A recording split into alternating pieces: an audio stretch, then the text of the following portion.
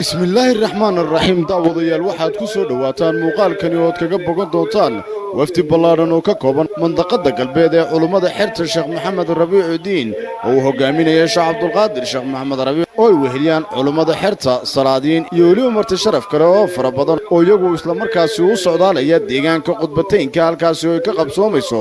xuska siyaarada 16aad ee Sheekh Maxamed Rabiicudiin oo la qabto sanad kasta 17 bisha Shabcaan iyadoona halkaas lagu oogi doono akhrinta Qur'aanka Kariimka ah oo ka kooban 114 jaamac duco iyo waliba alla bari aama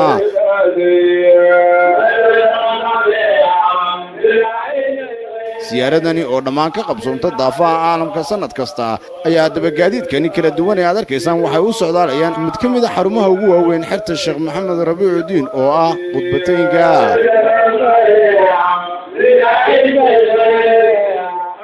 muuqaalkani haddaba waxaanu idinku soo bandhigi doonaa gaadiidkii iyo xadaradii xertii ka soo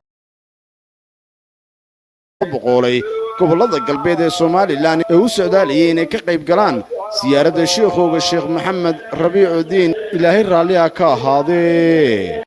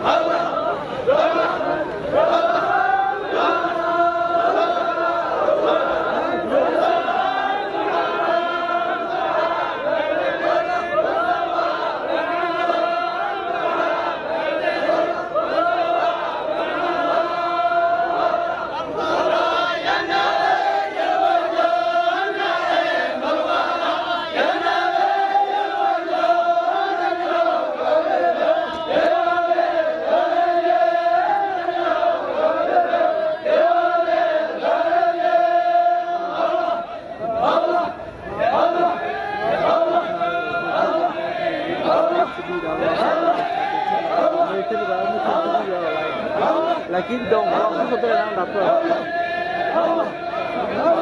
أنا